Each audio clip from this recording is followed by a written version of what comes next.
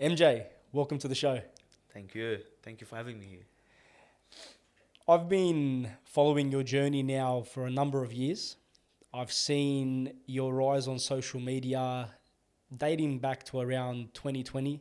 I feel like is when you really started to pursue the social media. You're a loyal one. It's exactly the right timing. Credit where credit is due. You know what I mean? Obviously, we're both barbers. I've been in the game for 10 years plus. So have you. 15 years. Yeah. 15 years. You've built a very loyal fan base across your social media. I want to get to know you though. I know you're a successful businessman and we'll get to that. But I feel like people need to get to know MJ and what shaped MJ into who he is today. Just by talking with you and just by following your journey over the past few years, it's obvious to me that things weren't given to you, that you've had a lot of hardship in your life, and you've really worked hard to build yourself and get yourself to the position you're in today, which is very admirable, and I commend you for that. I just want to start off with, your background, your childhood, the lessons, and kind of where it all began for you. If you just want to give us a bit of a backstory of where it all started. Of who Muhammad is. Of who Muhammad is. Okay. So my name is Muhammad Al Hajj. I'm originally from Lebanon, from Tripoli. Very cheeky kid. Very cheeky. Jumps around, I've gave my parents hell. Literally. But with all love. Okay. You know, I came from a broken family. So my parents got divorced when I was 5 years old. 5 years old. I was 5 years old. Okay, so I live with my dad from the age of 5 to the age of 12, and from the age of 5 to the age of 12, I used to only see my mother only one day a week, which is Saturday morning. I get dropped off, then I get picked up Saturday night. And this was in Lebanon. That was in Lebanon, yeah, because I was born and You were raised in born Lebanon. and raised in Lebanon. Exactly right. So, mind you, during that time, this is the most important time where you need your mother's affection. Of course. Now, when my mum got remarried from someone from here, Allah yarhamu, which is my stepfather, he has a very massive impact and a change in my life, and I'll always be grateful for a stepfather like him, okay, because he is the reason after Allah subhanahu wa ta'ala for me, my sister, my mother to be in this beautiful, blessed country. And, when we came, so after the age of 5 to 12, my mum and few of her family members, where they tried to convince my dad to sign us off, me and my sister, to my mother, so she can be able to take us with her To leave Lebanon and to come leave to Lebanon Australia. and Australia, exactly. So duty of care, and lucky he did, except lucky. I'm sure he doesn't regret it now. And and that's it, And since the age of 12, I came here in 2006. I was 12 years old, and from 12 years old up on today, I'm 30 years old now. I don't live with my father. My father's never been in my life. He's always been in Lebanon. He lives in Lebanon. He's married. He's got his kids, which is my brothers and sisters. And, here I am now. I have to do a lot of things on my own. The only help and the only rely on was the Almighty, Allah subhanahu wa ta'ala, and that's it. Just taking it day by day. How would you say your relationship with your father was during those early years in Lebanon? Oh, it was very good, man. It was very good. Besides what happened between him and my mother, this is something between them too. Us children, we can't just take action upon that and take sides, because behind every closed doors, we don't know what goes around. We don't know what goes around. Because you would have been very young. Very young, but I can still remember, because it's a childhood trauma. I can remember it like black and white. You know, I remember things where my dad used to put me on his shoulders and take me with him to play soccer, because my dad used to play in the A-League, you know, and he's a police now in Lebanon. Mm. And I remember him telling me, you know, you got to pray, you know, stand next to him, pray, you know. I have a lot of good memories, and at the same time, I have a lot of bad memories too. Where I used to get belted for doing the wrong things, yeah. So you left Lebanon when you were 12. 12 years old. So you had that relationship with your father from obviously when you were born up until 12 years old. Exactly, yeah. How was your relationship with your mother during that period, seeing that they were separated? It was a heartbreak. Mm. Yeah. I was like, I just want to see her every day, but I couldn't. Because you were staying with your dad So at the time. I was forced to be with my dad, yeah, and my stepmom. So essentially you spent up until 12 years old without a mother. Yeah, crying nights, every night. Every time when my stepmom used to tell us go to sleep around Maghrib, Isha time, and you know in Lebanon you got the mosques everywhere. You hear the adhan going off, so it's just the sound, the voice of the adhan just puts me in tears, and I just say, Ya Rab, you know, I just want to see my mum. I want to live with my mum. Yeah, it's not it's not easy, bro. No, It's not easy. Definitely not easy. It's not easy. Did you have any sort of relationship with her during those years? No, beside, you know, getting dropped off to her house Saturday morning, get dropped off, you know, get picked up at Saturday night. That's about it, man. That's about it. But barely ever slept over her house. You know, like I can count on my fingers how many times we've slept over her house. And when the day my dad accepts, you know, for us to sleep over her house is like, it was like Eid, you know, like it's like, wow, you know, like, you know, it's just a different feeling. See, this is what I don't like, you know, when people get through a divorce, don't ever use the kids as a tool or as a weapon to fight against each other. You know what I mean? Because little do you know, you're not making it hard on your partner or your ex-partner. You're actually making it hard on your own kids. You know, put the kids out of the picture. You know what I mean? Civil, stay civil. You know, communication, man. Communication skills is the most important thing. You know, you sit down, talk. You know, this is the problem in our society now. You know, no one's willing to sit down and express their feelings, you know, truly.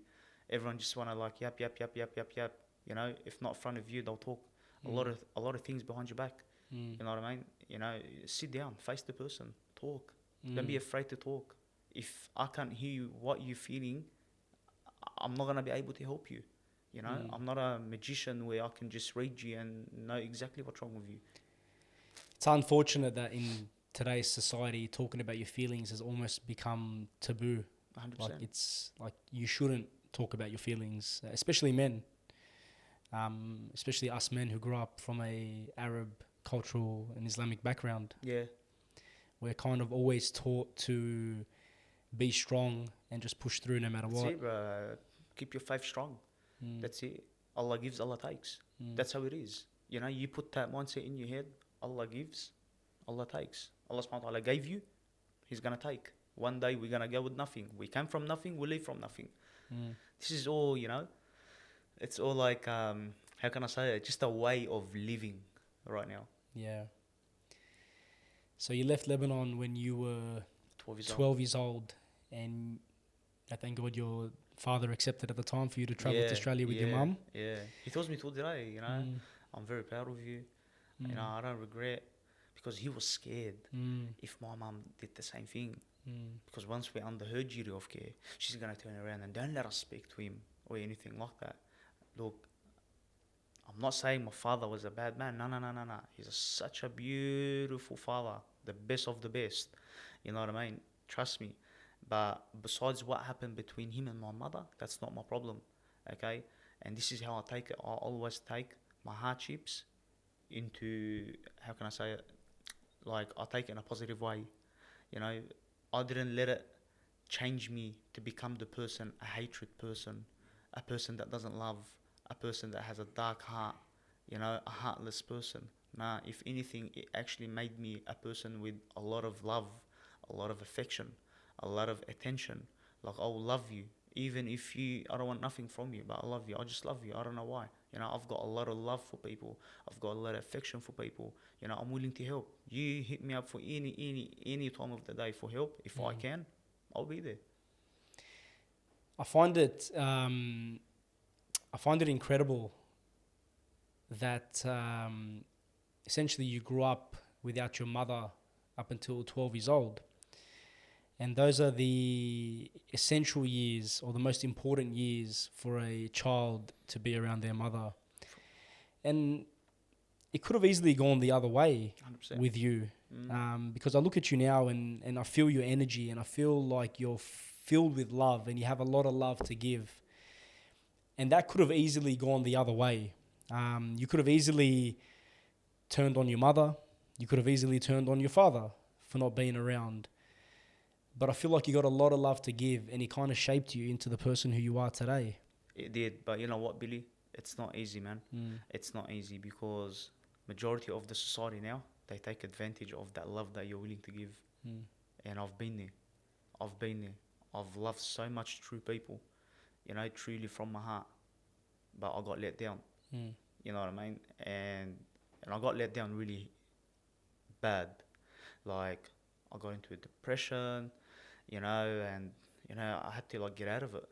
But me, one thing, I can assure you that I am a very strong man, bro. I am a very strong man. You can throw anything and everything at me, I'll come back standing. I don't believe in failure. I don't just give you the satisfaction for you to put me down. No way in the world. I'll get up. I'll literally sit down and talk to myself in the mirror. I don't care, tears, no tears. I'll talk to myself in the mirror like a little crazy person. Yeah. And I'll have a chat with myself. I used to want to be, you seriously want to be like that? Get up. Go train. Go work. Go aim for bigger goals. Let's go. You know, I'll push myself and I'll push others. It's keeping yourself accountable. Yeah, 100%. You touched on depression there, and I want to get back to that mental health, a bit later on. So you spent up until 12 years old without your mother.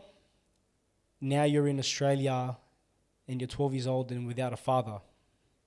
So essentially you've gone from losing out on being with your mother in those most important years when a child needs to be around their mother to now being with your mother but missing out on having that time with your father, the teen years, which are the most important years for a boy to spend with their father. Exactly.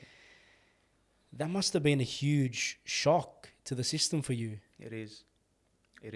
Especially, you know, when I was working and, you know, I took over my business and I started my business. We all know this here as a business owner. You know, you need a father. You need someone to speak to. You know, like, it's a blessing when you have a team around you, and that team comes from family. And you know, you, mashallah, like, you got brothers, you know, hand to hand. You've got your father, you've got your mother. You know, this is a true blessing, bro. But me, I had no one. I just had a younger sister and my mum's at home. You know, I was changing tyres at the age of 13 and 14. I was doing wheel alignments at the age of 14. 14 years old. 14 years old, I was doing wheel alignments. I was Hard earning labour. $50 a day. And I'll come end of the week, which is the Saturday and Sunday when I was working, because I was in school Monday to Friday. And I used to give my mum literally $70 and keep $30 to my pocket to last me for the whole week. So I've always had that in my head, taking on responsibilities. So this is why I don't regret my past. I don't regret my upbringing. You know, I always look back and I say, man, I've accomplished and I went through things in life even more tougher than what I'm going through right now. So if I can pass that, I'm sure it's going to be easy to pass this. You know what I mean? So that made me the person who I am now. Made me believe in myself. Made me don't settle for less, even if I want to get into a relationship or get married one day or whatever. You know, it made me to think and know my worth. You know, I don't settle for less. You know, I know what MJ is and what he's willing to bring on the table. And I'm sure a lot of people know me and they know how I am. The ones that truly love me, the ones that truly respect me, the ones that truly support me, they know exactly who MJ is. But the ones that are jealous, the ones that hate for no reason, you know, that's their problem. I still love them. You know, I love haters. I love supporters. I love everyone. Like, I don't care. I don't hate on no one, man. I don't care. It is what it is. You can only control what you can control, right? Exactly, man. Just let it be. It doesn't matter. Let it be. What's wrong with you? You look I impressed. feel I'm very He's shocked. I'm very impressed with your He's mindset. never had a chat with me. We never had a deep conversation. We've never had a deep Nah, it's always conversation. been like Allah يعطيك العافية, Allah Yeah. يرزقك, I this mean, and that. Yeah, liking each other's stories. It's always been support, right? SubhanAllah. And today's the first time we meet. First time we've actually met, but I feel like I've known you for a long time. Yeah, I'm just easy to get with, bro. I'll break the ice straight away. Yeah. I don't make things awkward. I know how to talk. I know how to present myself. And I know to value the person that's sitting in front of me. You know what I mean? Do you feel that your upbringing and your younger years and everything all the hardship you've been through, do you feel like that's kind of shaped who you are today, with referring to the fact that you have a lot of love to give? Because essentially growing up, you wouldn't have received as much love Nah. because you weren't around your mum. And then in your teen years, you weren't around your father. And those are the years where we get that affection from our parents. So I find it incredible and a testament to your character that you have so much love to give. So do you feel like there was a part of you that made that decision that when you get older and when you're on your own 2 feet, that you want to give love, You want to laugh? receive love? You want to laugh? Now that you're talking about this, I'm just thinking now, and this has just popped up in my head right now. Like, look at the blessing of Allah subhanahu wa ta'ala, yeah? So I came from a broken home, and I came that I missed out on a lot of love, a lot of affection, a lot of attention, whatever. And subhanAllah, now I look at myself and I say worldwide, people showing you love. Look at the return that Allah subhanahu wa ta'ala gave you. It just popped into my head right now as you're speaking. Look at the I don't know what's the word for it. Look at the comeback. Look at the, you know when you're patient, not really, but how can I say this? So Allah took something from you at a younger age, from a certain people, yeah, love, and then at your older age, because you acted upon it right, Allah subhanahu wa ta'ala spread the love globally for MJ. Wow. Allahu Akbar. Wow, this is big, bro. I just thought about it now. Yeah, man. Look at that. It's incredible. It's incredible, right? Wow. Because you don't understand, Billy. Wahiyat Allah, I swear to God. You know, and shout out to every single person out there that has approached me in public or whatever. Bro, I get approached from multicultural, from around the globe. Yani, you say it from the Aussies to the Arabs to the Italians to the Greek to the Uso, the Tongan, Samoan. Bro, like, hey, you know, like, it just, in the city at night, I can't walk in the city. You ask my mates. No. We can't walk with MJ every 2 meters. Wow. Literally. Oh my God. They'll hug me. They'll go there, you know, can I take a photo, please? This and that. People think, you know, I'll grow a head. Nah. If anything, it leaves a tear in my eye. You don't understand. This is something that I really appreciate, because I never had that when I was a kid. You know, this is love. This is what the success is. You know, me being successful man or business owner, not just money wise. Money wise is nothing. You know, one day I can just drop nothing, gone. I'm broke, nothing. But you know what? My character and my respect, my reputation, it will never drop. It will always remain the same. This is how you are as a successful person. The amount of respect and valuation that people give you. That's you. I consider as someone, he is successful. You know what I'm trying to say? Yeah, well, I mean, essentially, God took that away from you, and we can say that He took that love away from you at a young age, essentially to test you and your character and who you would become. And as I said earlier, you could easily go the other way, as you see with a lot of people that don't have their parents in their life. But as I said earlier, it's a testament to you that you stayed on the right path, and that's what Allah written. He's trying to prepare me for days like this. Because if He didn't let me go through what I went through with my, you know, the broken home thing and whatever, you know, I'm not going to have that much love to give to people, to let these people pay attention to me and to gain all these followers and all this love. Everything happens for a reason. It's true what they say, like God doesn't put you through anything that you can't handle. 100%. لا يكلف الله نفسا إلا وسعها. That's it. Done. It's amazing. Done, bro. It's done. Wallah, it's done. You just gotta be positive. Yeah, Just stay happy. That's it. Today I'm having a podcast with Billy and his brother-in-law. I'm blessed to be here. Later on, I've gotta turn up in the pool, and tomorrow I've got just day by day, literally day by day. You ask me what are your plans for 10 years, 5 years? Allahu alam, guys. I don't know. We're both fathers. You have 3 kids. I have 3 kids.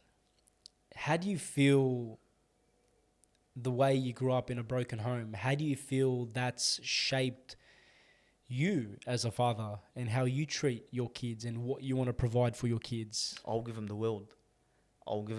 But one thing my parents divorced has taught me is always end things on a good term. And do not ever take the kids away from their mother.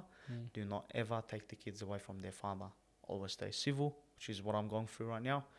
For the past year and a half ago now. They're all set. They're all happy. I make sure things comes to them.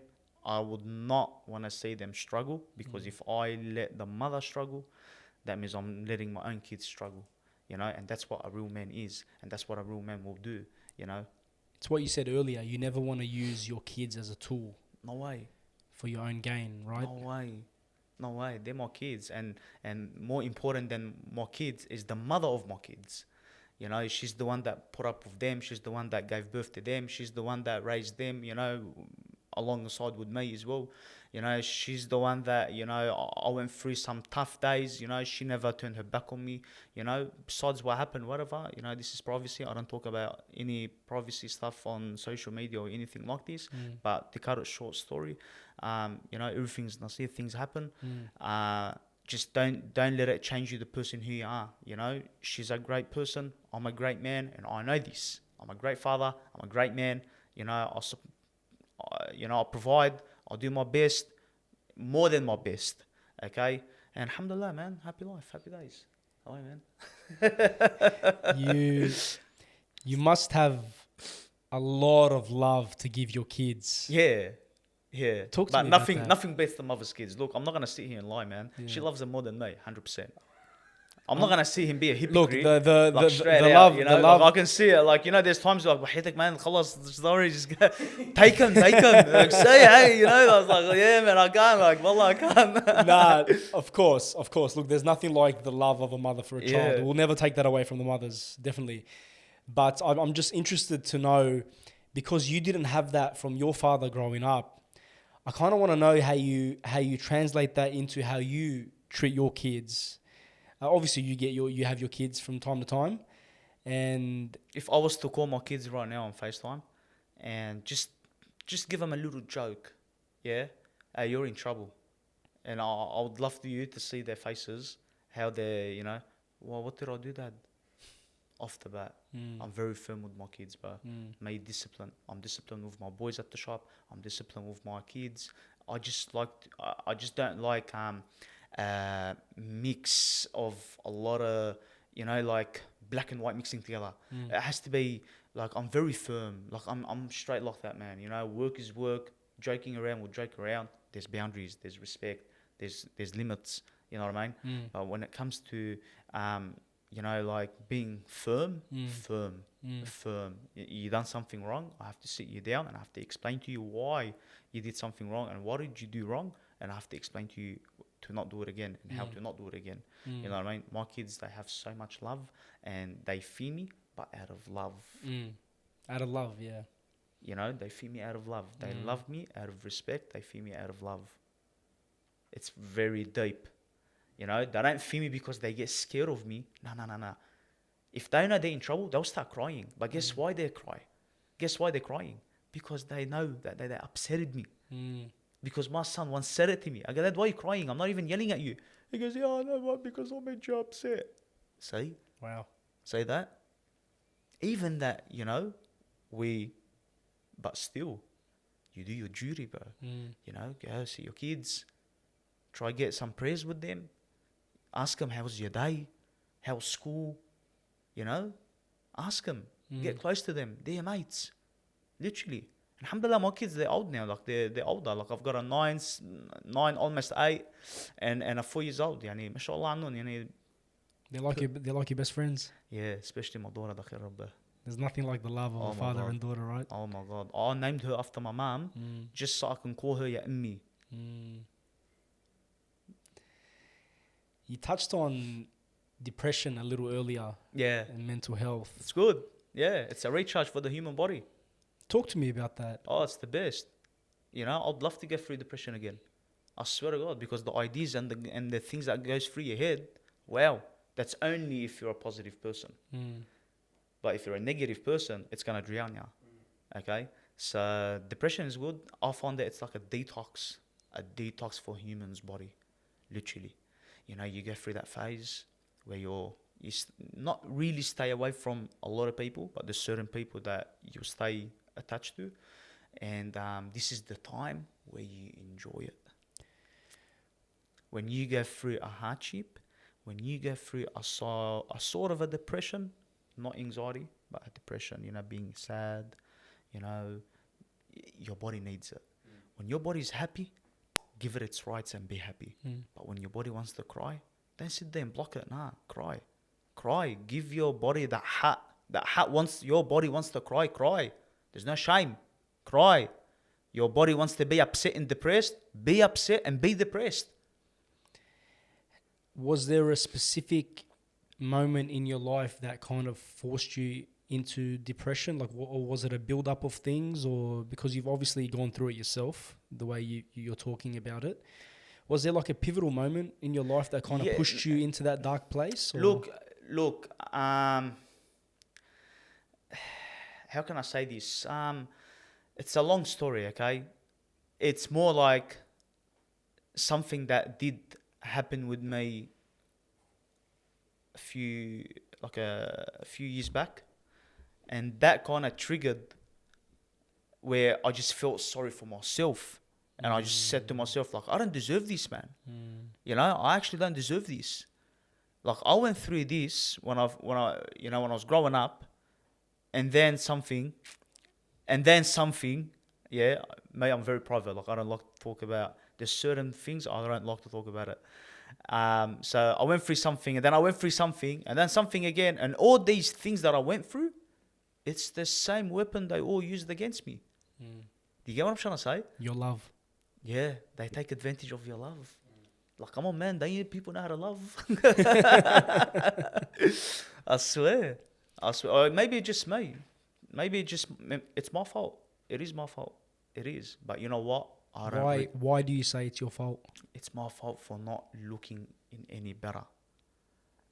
Surrounding myself around better people. For not giving yourself the people you deserve. Exactly. Sometimes we do rush into things. And this is our biggest problem. Don't rush. Take your time. You know, this is where I learned the hard way. This is, you know, I just take it by day. Literally day by day. You know what I mean?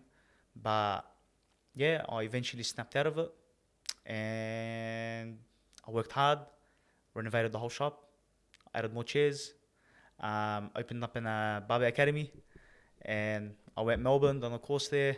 I started going around, and trust me, the best thing for you to feel better is to work on yourself and become more successful.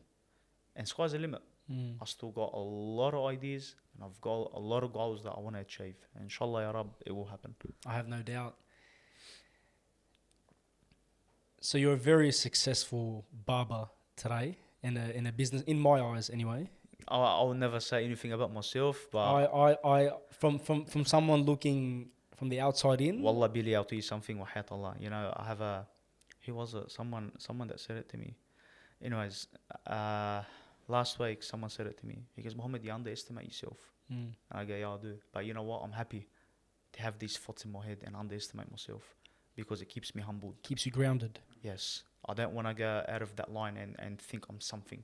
I'm nothing. And I always say I'm nothing. People say, bro, don't put yourself... I'm not putting myself down. I'm reminding myself. You know? I'm nothing. I came from nothing and I'll live with nothing. I'm just normal, you know? Just because MJ, Barber, videos, TikTok, Instagram, social media, views, this is all doesn't mean nothing to me. It does mean something right now in reality, yeah. But later on, it's nothing. What's going to happen? Where did the barbering start? Like, who was it that got you into barbering? Because you said you were My father. your father Yeah. in Lebanon. Yeah, so I was in year 8 in Bass High and I got kicked out. And then Chester High School, I went there for year 9 and then I got expelled. And then my mom, she couldn't keep up with me. She goes, no, you're out of control. But you know why? When I didn't see my mom from the age of 5 to the age of 12, I wanted the mother's affection, right? And that love and whatever. I didn't get that. But when I came to the country and I started living with my mother, and now that I know that I'm with my mother, what happened then? It's like a bird. You had him locked up for 7 years, and then eventually you open up the cage. You let him free. And yeah. So what happened to me? I became like untouchable. I became very like you can't control me. You know, that's why I became very cheeky. You know, jigging, a few fights here, a few fights there. You know, like everyone goes through it.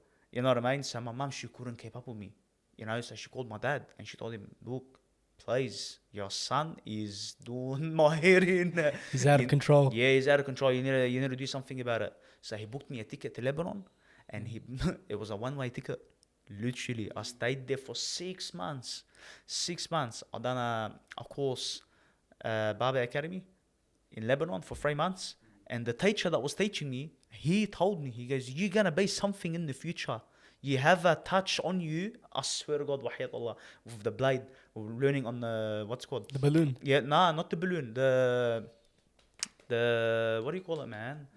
The dummy, yeah, the doll. And I was teaching us how to shave. And, you know, I just had the touch straight away. And he's like, you know, you're going to be something. You're going to be a good barber in the future. Mark my word. And he goes, because of your effort and all that, he goes, I want you to come to my shop after you finish the course and spend the other 3 months in my shop. I was like, wow, man.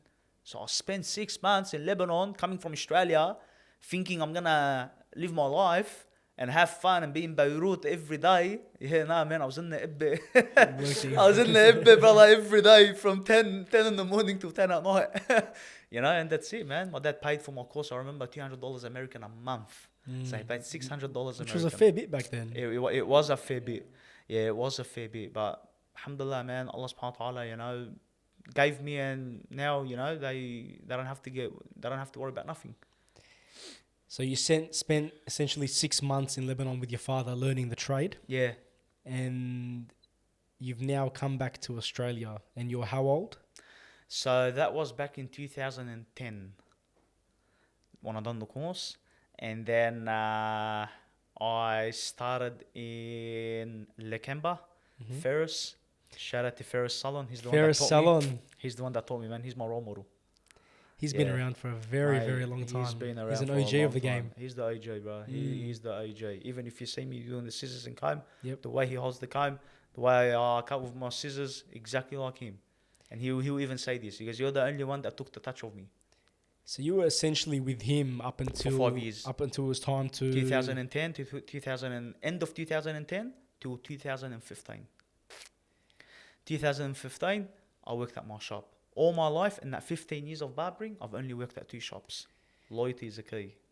So the shop you own now, you were an employee. Exactly. For Ahmed Harris, which is Alex. We were known as, literally, we were known in the area, Alex and Mo. You know, we actually killed it, me and him. Was that a goal of yours when you came back to Australia and started cutting hair full time? Was the goal to have your own store, or were you just trying to... My goal is to be a well-known barber. I don't care whether I have a shop or no shops. I just want it to be heard. I just want it to be known. I just wanted to do something for myself and prove myself and prove to the world like I can do something. Why do you feel like you had to prove it to the world? That's a Nick's tactic, that one. I am a Nick's. Why do you feel like you had to prove it to the world? Oh, nah, because, obviously, if you got a talent on you, if you know what you're capable of, who you want to prove it to? Of course, you want to prove it to the whole world. Like, yeah, man, look, I'm just a leader, bro. I just like to lead. I can't, like, look, I've done security in the past. My senior will come and give me orders. I'll look at him like that. Brother, I know what I'm doing. You know what I mean? Like, I just can't hack it. I can't hack it. I feel like I got so much, I got creative minds that trust me, Billy, leave it with me. Trust me. Just give me that 1 hour and watch the shop. It's going to be pumping. Just give me 1 sec. Just put your trust in me. I'm that type of person. I'm very energetic. I'm very creative. I'll come up with hectic ideas. Bro, my brain doesn't stop. At night, when I finish work, I'm literally sitting on the balcony and I'm just, okay, what should I do? What should I do? Okay, so I've done the consultation. I've done cutting for free in the city. I need to do things, man. This is not enough. So let's fast forward. You now own the salon, Alhamdulillah, yeah. the one that you were working at. So you've taken over the salon? After 5 years, yeah. So After that 5 was in years? 2020. Officially, I opened up Ministry Barbers, the company Ministry Barbers, yeah. And in 2020 is when I started to notice you on social media. Yeah, that's when I jumped on social media and I started going, just all out. The first thing I did was bringing bikes into the shop. Was the goal of jumping on social media and creating the videos that you create now, was the goal to be known? 100%. 100%. I wish I jumped on Bitcoin at the time too as well. Because this is how it is. If you want to put it together, that's exactly how it is. When TikTok first came out, and it was still in the early days. So 2020 is still like, TikTok, everyone's like, oh, TikTok, Not many barbers were on it back then. Exactly right. So I go, you know what? This is an investment. Let me just jump on it. I know people are going to laugh at me in the beginning, but guess what? Later on, trust me, they won't be laughing. It was essentially the same with me. I started posting on Instagram, I'd say back in 2016. This is before TikTok, before Reels, before videos. Back then, you would post a picture and that was it. And I used to get a lot of barbers at the time because, barbering back in 2016, you would know, you've been in the game for long enough.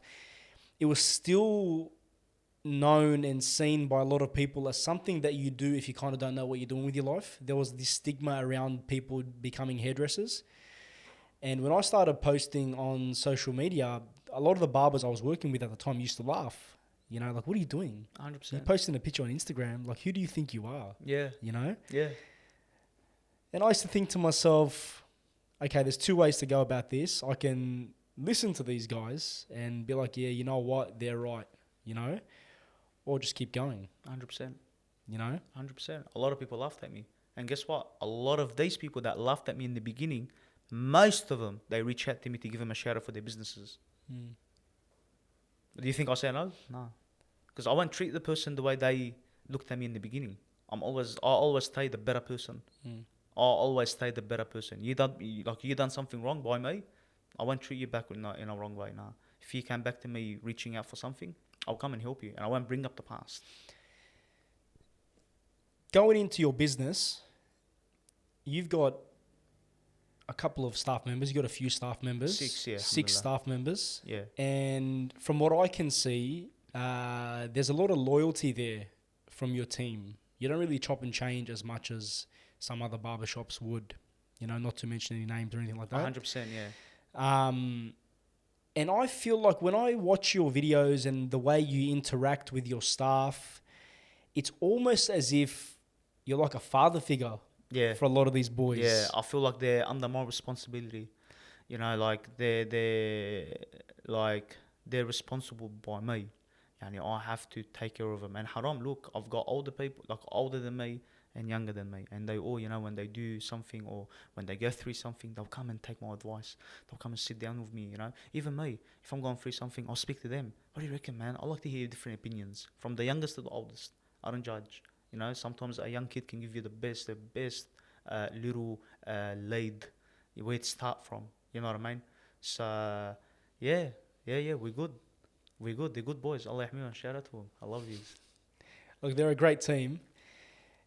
Do you feel like you treat your staff a certain way and you give them that love? A, because it's who you are, and B is because you didn't have that growing up. Like you kind of want to give that back to the young boys. Yeah, I don't like to feel I'm higher than them. I don't like to feel that I'm worth more than them. I, I don't want you, so if you're working with me, for example, I don't want you to think like I'm different than you. You know, I don't. I'm too humble. Well, I'll say, yeah. I love I how you can't. said with me. Yeah, I'll never say for me. What's it called? It's how can I say it? Like I can't. My heart, like I can't اتكبر. I can't. How do you say it in English? اتكبر. Like I can't. You don't think you're better than anyone. Yeah, I can't, bro. I can't. Wallah, I can't. I can't. I actually can't. I can't. I can't. You know, it's and I can't deal with people like that. People that have arrogance and they're very arrogant, like you can't talk to them. It's the biggest ick for me. Even if it's a girl or it's a guy, you know, if she's a good-looking girl and she's got that, you know, like please, man, like be humble, man. You know, it's not about, just talk. You know, it's like be yourself. Like man, woman, be yourself. No need.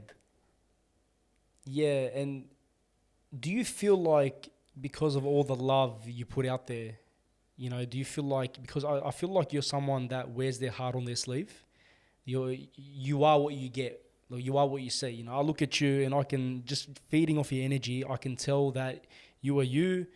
You're a genuine person. You're very humble. You got a lot of love to give. Now, you touched on it earlier that you've kind of been burnt in the past and all this sort of stuff. Do you feel like you kind of put yourself in that, in the past, you've put yourself in that position because you were too trusting? You were too... I gave too much valuation to certain people in my life that they didn't deserve it. Okay, some people, they deserve this much because they only show you this much. But when you go and you give them that much and they're only giving you up to here, doesn't make sense. It doesn't make sense. Always treat people the way they treat you, but add it with a bit of a little texture. Bit of texture powder. That's it. You know what I mean? Unbeatable texture. Just give it that bit of texture, Yani, wallah, I'm sorry to say, but this is how this society now, that's how it is. It's all about what you give, what you take, what you take, what you give. You're going to talk to me, giving me attitude. There's different ways of attitude. My attitude is silence. I'll just be silent. All good, man. God bless you. Yeah. I'll just walk off. But you out of my head. You're out of my completely books. I don't want to deal with you. I don't want to... Nothing. That's it. So let's go back to the barbershop. So you're making content now. Obviously it's early days. It's 2020. People are in your ear telling you, what are you doing? All that sort of stuff. But you're persevering. You're still going strong. Your following starts to pick up. Yeah, almost 500,000 now. Alhamdulillah. But back then, was there a specific video? Was there a specific moment? Was there a specific time that made you realize, man, I can make this social media thing work? Yeah, there was one of the videos where I was texturizing the top of the scissors. So literally, just running this. Oh shit. Don't worry, you still look good. Are you sure? So I'm running the scissors through my head, like through the client's hair. You were slicing. Yeah, slicing. I just put in the texture powder and started, and it got me to 96.7 million views. 96.7 million views. Literally. The one video. Yeah, one video. Wow. Yeah, that, and I gained about 200,000 followers on it. The next day, my phone was buzzing. MJ, go look at your account. It's going off. MJ calling. Everyone's calling this and that. I jumped on. I was like, well, I can't keep up with my notification. Like every 2-3 seconds, you know, you open it 99 plus, and then boom, and then again 99 plus. Well, what's going on, Baba? What's this TikTok thing, bro? Well, and then yeah, 96. Oh, they gave me an award. I was the TikToker of the year for 2020. Wow.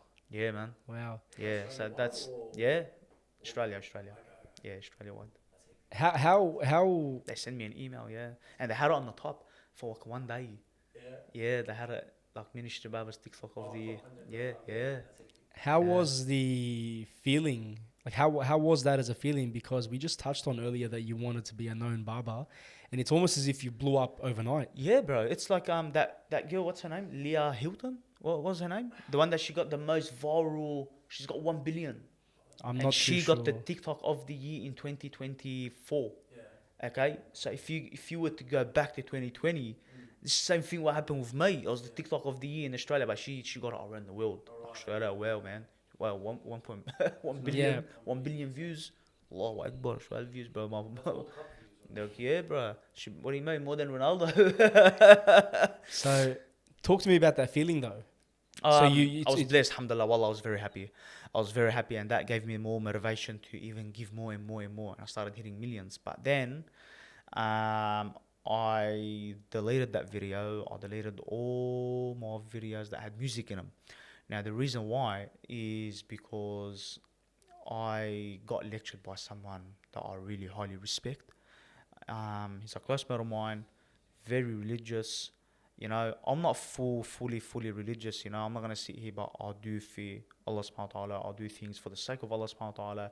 I'm not gonna hear and claim myself I'm a sheikh, or, you know, I'm just a normal person, normal human being, just like you and I.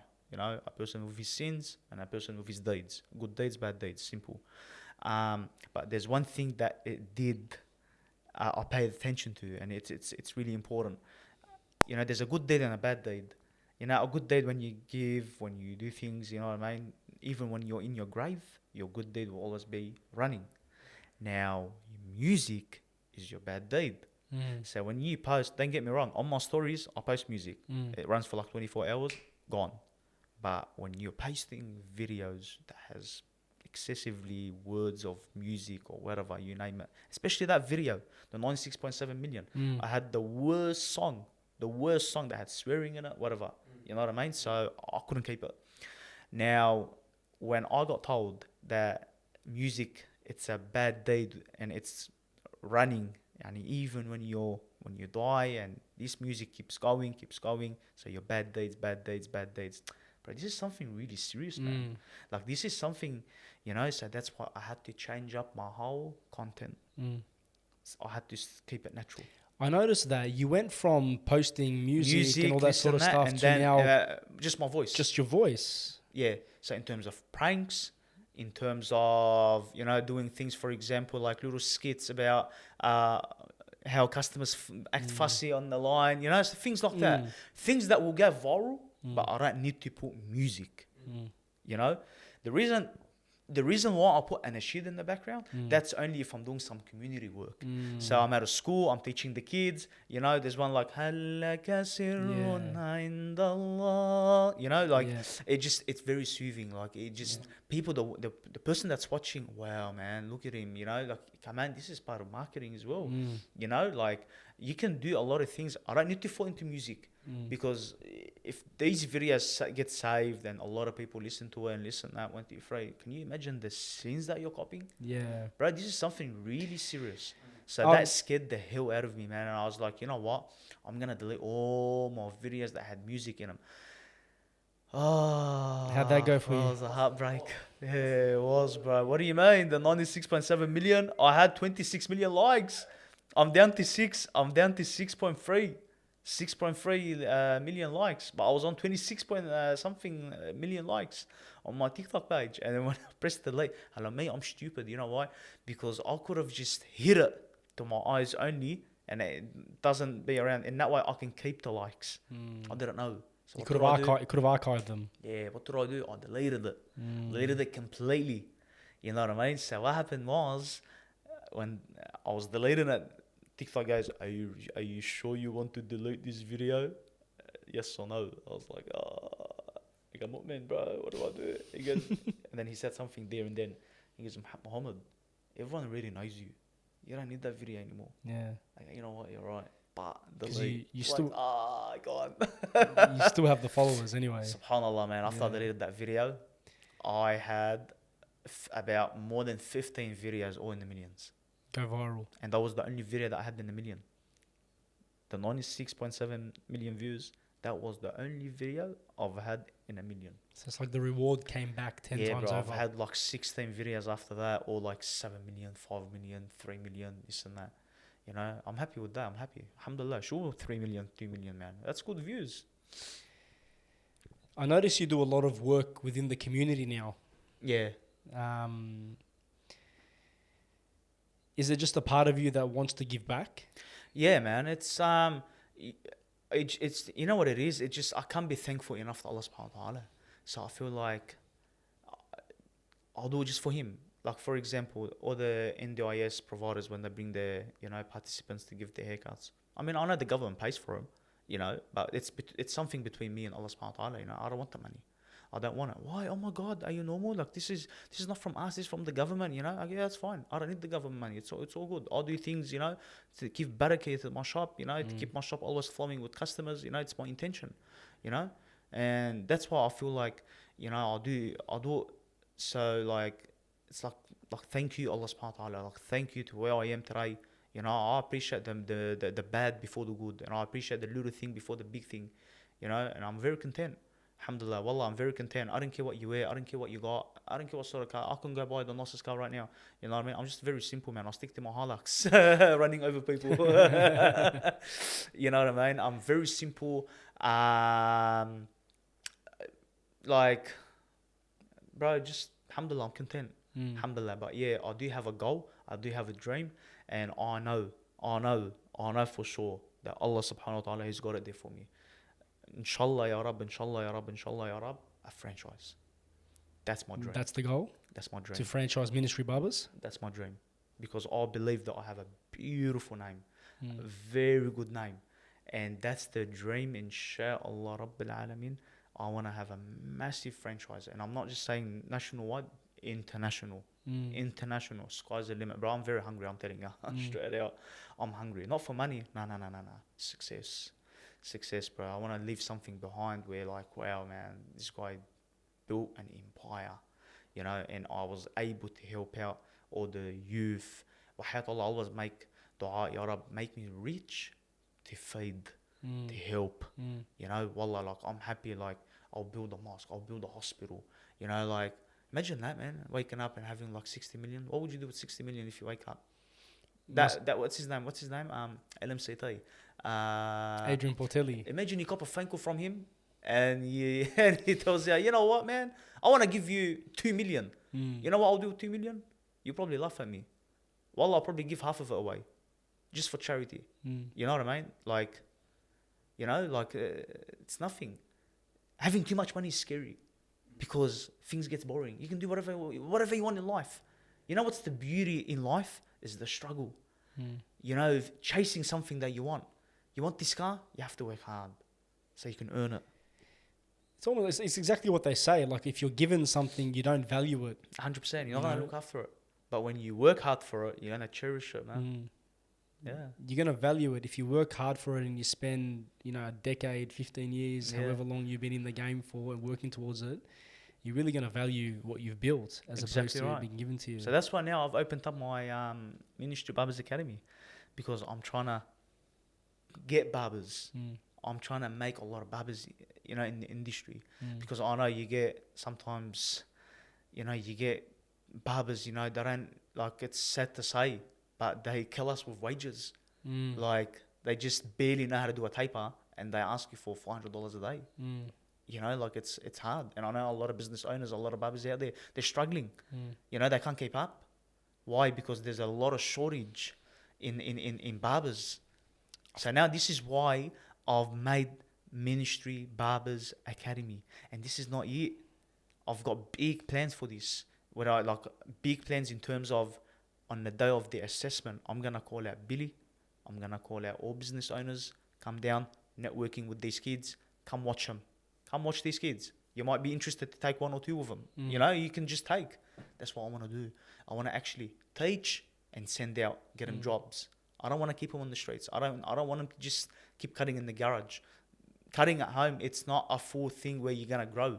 You know, it's not. It's just. It's not what for it's you not to what start, all these young barbers think start, it is. It's good to start, and I respect that for all the garage barbers. I love them for doing that, you know. But don't leave that as as your future goal, because you know you get a lot of scammers online. Come on, I'll teach you my course 1, 2, 3, how to make 20K a month. 20K a brother, month. we make 20K a week. So come and we'll teach you. I love ya. True or not? That's true. Bro, it's a solid one. 20K a month. Like, come on, I'll teach you how to make 20K a week. Yeah. Yeah, it's look, I feel like that we had a shift back in the whole COVID period where we were stuck at home. A lot of barbers started working from home, started cutting from their garage, and it was almost as if they had this light bulb moment where, oh, I can do 5, 6 haircuts a day and earn the same as what I was earning in the store. 100%. You know, which is true to some extent, but what's the goal? Where are you going with that? Where? You know? really want to mix your privacy with your work? Tomorrow you're going to get married one day. You want men coming out of your house to your garage? It's not even that. It's you're cutting out of your garage and you've convinced yourself that I'm running a business, when essentially if you step out of that business just for one day, the business isn't operating. Exactly. So what sort of business are you actually operating? Cutting at home as a starter, very good to build your clientele for a certain time, a year, 2 years max, whatever, and then move on to bigger things in terms grow some balls and open up a barbershop and put all your effort that you put in your garage, put it into your shop. You know, have workers, barbers working for you, you know, working with you, and just grow. And that's how you make money. And that's how you make 20K a month, a week. Sorry, not a month. Wallah, it's so true, bro. It burns me. Come on, I'll teach you how to make 20K a month. Like, what do you mean 20K a month? Who the hell wants to survive on 20K a month? It's hard. It's hard. Especially in today's day and age. Yeah. Cost of living and all that sort of stuff. Build, go. Sky's the limit, man. Have a shop, second shop, third shop. And there's nothing wrong. I think the youth today have got themselves, because of social media and everything you see on social media, I feel like social media has taught the youth and have put this idea in their head that by the age of 21, you need to be running your own business, earning X amount of dollars and all this sort of stuff. Too much social media. When in reality, is what I tell a lot of these young boys is there's nothing wrong with being a staff member for a few years. There's nothing wrong with being an employee, working with a team to grow, to learn. I always tell these guys, if you're working for a barber, follow that barber around. Learn everything you can from him. 100%. Because you know what it is? A good barber, he's not only a good barber at cutting. You're not just learning how to cut hair. You could be the craziest barber that gives out the freshest fades, but your customer service is rubbish. You know what I mean? The way you talk to people, the way you approach people, the way you represent yourself in front of people, the way you're on the ball while you're cutting, but your ears and eyes are everywhere, you know, on your clients, on your workers, you know, all right, this guy's happy, all right, this guy's sitting by himself, but no one's talking to him. Hey man, how are you? How's your day been? You know, you break the ice. These things they need to learn. They have to be at a busy barbershop to learn all these things. There's times there's going to be problems in the barbershop. How many times there's, you know, little fallouts or little punch on was about to happen. You got to know how to control that. You got to know how to keep your mouth shut, listen, take in, don't let out. You know what I mean? And this is very important. There's a lot of dramas, man, and people knocking people because of stuff like this, because of the gossiping, and this guy said something and the barber delivered the wrong message. You know, it caused big dramas. So these things where you need to stick to a busy barbershop and learn all that. Once you master all that, whether it's going to take you 6 years, 7 years, 8 years, that's when you jump on yourself, by yourself, and you go on your own journey and you open up your own barbershop. Man, I started barbering when I was 15 in 2010. I took over my shop when I was 26, 2020. I'm 30 now. Yeah. So, yeah, 26. Because I'm 31 next month. 26. You know? When did you start? When did I open up my first store? Yeah. When I was 26. Anjad? as well. Subhanallah, say. When I was 26. Subhanallah. Had been barbering for a few years, and It's a perfect age. Mm. Perfect age. From 26 to 30, this is where things you're learning. You're learning along that journey. Okay? Once you hit that 30, because I'm feeling it right now. Okay? And you're going to agree with me on this. Okay? Without getting into details. But once you hit 30, you're at a stable place. Okay? Now, after 30, you can feel it. Yeah. This is where the big bangs are coming even more and more. I'm feeling it now. I always feel like from 20 to 30, they're the age. That's the age where you need to be kind of finding yourself, who you are, what you want to do for the rest of your life, and kind of defining your character. And then from 30 onwards, 30 to 40, that's when you make your money. 100%. You know, 100%. Whereas a lot of the youth today are so caught up and hell bent on driving a Lamborghini at the age of 25 that they kind of lose sight of the journey. Like, I think people need to realize that it's about the journey. Exactly, it's about right. working towards something. If you get given everything from such a young age, or if you achieve everything at such a young age, you almost lose that purpose. That's why don't overlook at people's stuff and what they got. Always remain in your corner and focus on yourself. Don't look outside what people have in terms for you to achieve that. It's true. You know, I sit by myself. I mean, I don't care if other barbers laugh, and they laugh. I don't care. I'm doing my own thing. Alhamdulillah, I'm busy. I'm busy that I can't keep up. You know what I mean? Get your eyes off me and you'll be good. Literally, there's some people are so like, bro, leave me alone. Leave me alone. I'll help you. Like, wallah, I'll give you my heart. Come talk to me. I'll help you. But don't sit there and, do stuff and hate. I'll get words, man, from people, bro. Yeah, man. Hate just because you're very insecure about yourself, you don't want to get out there and do what I'm doing. I mean, everyone's doing it. We're in 2025. You know what I mean? It's opportunity for Wallah, everyone today. I never ever looked at anyone's work. Wallah, never. And I've always wished the best, bro. How many times I've reacted to your stories like, Allah yarzaq, listen, bro, I wish the best for everyone like it's for me. No, because when you're genuinely happy for somebody or wish them the best, God returns that. 100%. But you know what? The haters that hate, wallah, I don't blame them as well, because they've never got the chance to sit down with you and talk to you.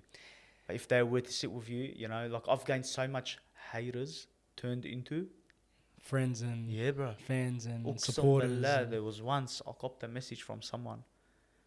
Salam MJ, please forgive me. I was talking a lot of shit about you. For the sake of Allah, please forgive me. Someone I don't know, and he doesn't know me. His photo, profile, everything's there. Wahiyat Allah.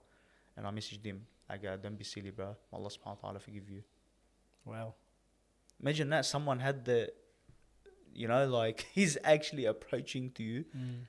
It's just that one person, and that freaked me out. He's actually apologizing, and he's telling you that I used to talk a lot of shit about you. And he's asking for forgiveness. What a gentleman, bro. And he's not old. He's young. Still, but Takes a special kind of person to be able to admit their faults and approach somebody and discuss that with them. It happens. Haters always will hate. Wallah, no matter what you do the good, they're gonna hate. You do the bad, they're gonna hate. Yeah. Alhamdulillah. So what's the plan from here with ministry? I know you touched on franchising. Have you started to put those plans into place? What's the 5-year goal for ministry? Where are we going to see Ministry Barbers in 5 years? Inshallah, multiple shops. Inshallah, ya Rab. Inshallah, ya Rab. If Allah subhanahu wa ta'ala will. The academy as well. That's going crazy. It's going good. Very good. I'm already booked out for next class. Put it this way. So alhamdulillah, it's going good. I do want to open up a warehouse and set up as a proper academy. And go from there, man. Yeah, Melbourne, here, Adelaide. We just open up, inshallah, man. I want to open up. But the thing is, with opening up, one hand doesn't clap. And I'm the type of person that I pick the people and bring them into my life and grow with them. So I don't want to do everything and anything on my own, because you're not gonna build nothing on your own. You can only build to a certain limit, but to go beyond that, you need a good team behind you. You know, It's that old saying of, if you want to go fast, go alone. But if you want to go far, go together. exactly. So yeah, I have this kind of mindset. Choosing the right people in your life to bring them into your business and into your company, it's really big. So yeah, I've got the intention, which is the main thing. The rest, just leaving it to Allah, man. Yani Allah subhanahu wa ta'ala, He put a lot of right people in my past to be where I am right now, and I'm sure He's going to put the right people in the future to even make it even far. So I'm a big believer in stuff like this. So I'll just rely on Him and let Him do the job.